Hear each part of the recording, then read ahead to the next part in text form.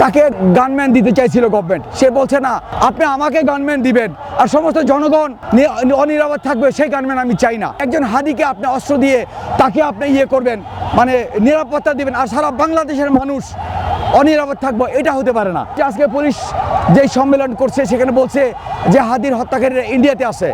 Same, আমি ভয়ানকভাবে দুঃখিত এই ব্যাপারটাতে। আমরা বাংলাদেশের মানুষ এটাই প্রতিবাদ করছি। একটা সরকার থাকতে একটা খুনি দিনের দুপুরে গুলি করে হত্যা করে 8 ঘন্টার ভিতরে ভারতে পলায়ন করে কিভাবে? নিশ্চয়ই এটা একটা সুপরিকল্পিত ব্যবস্থা। এটার সাথে সরকারের প্রশাসনিক ব্যবস্থা জড়িত ছিল, এটার সাথে পুলিশ জড়িত ছিল, এই রাজনৈতিক নেতারা জড়িত ছিল, রয়্যাল লোকজন জড়িত ছিল, শ্রীলঙ্কা পুলিশ, ভারতীয় মিডিয়া সবাই জড়িত ছিল। কারণ দুইটা মানুষ খুনি কিভাবে বর্ডার ক্রস করে যায়?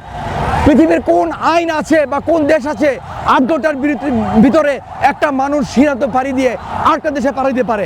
এটা খুব সাধারণ ব্যাপার। অতএব একটা সুপরিকল্পিত হত্যাকাণ্ড। এই হত্যাকাণ্ডের মাধ্যমে এটি করতে চাইছিল যেন এই বাংলাদেশের সাধারণ মানুষের মুখপাত্র যারা, তাদেরকে স্তব্ধ করে দেওয়া, যেন এই দেশে কোনো ভালো সুশাসন প্রতিষ্ঠা হতে না পারে, এই দেশে যেন জনগণের পক্ষে কেউ কথা না বলতে পারে, একটা আতঙ্ক তৈরি করা, একটা ভয় সৃষ্টি করা। কিন্তু সে জানে না বিধিবাম হয়ে যাবে। বিপ্লবীরা মরে না, বিপ্লবী পৃথিবীতে কোনোদিন মরে যায় নাই। বিপ্লবীর শারীরিকভাবে ত্যাগ ঘটে, কিন্তু বিপ্লবীর আত্মা সাধারণ মানুষের মধ্যে বসবাস করে।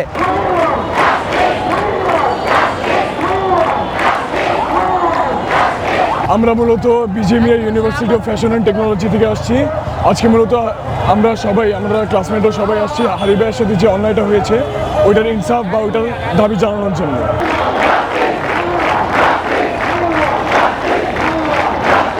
আজ আমরা এখানে এসেছি হাদি ভাইয়ের হত্যার বিচারের দাবিতে। আমরা শুধু আজ আসিনি, আমরা ভবিষ্যতে আসব। যতদিন না পর্যন্ত দাবি আমরা হত্যার বিচার না হবে ততদিন আমরা শাহবাগ ছাড়বো না, আমরা আমাদের দাবি প্রত্যাহত করব না। আমাদের মূল কথা হচ্ছে গিয়ে হাদি ভাইকে হত্যা করলো কেন, আর হত্যা করার পর এই খুনি কিভাবে ভারত পালায়।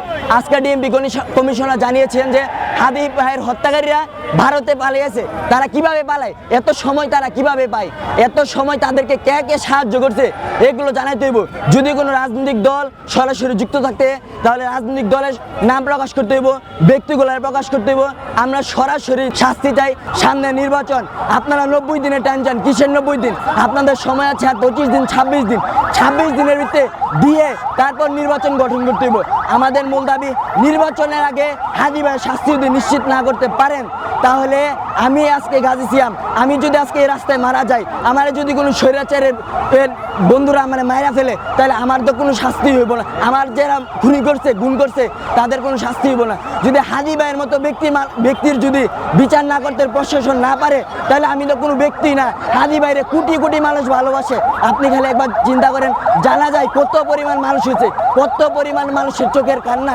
এখন পর্যন্ত তার কবরটার বাসিয়ে কত মানুষ কান্না করে। নামাজের প্রত্যেকটা নামাজের সিজদায় আমরা হাদি ভাইয়ের জন্য দোয়া করি। এই ব্যক্তিরা মাইরা যদি কোনো বিচার সরকার না করে এখন পর্যন্ত, তাহলে আমরা যদি মারা যাই আমাদের পক্ষে কোনো বিচার হইব না।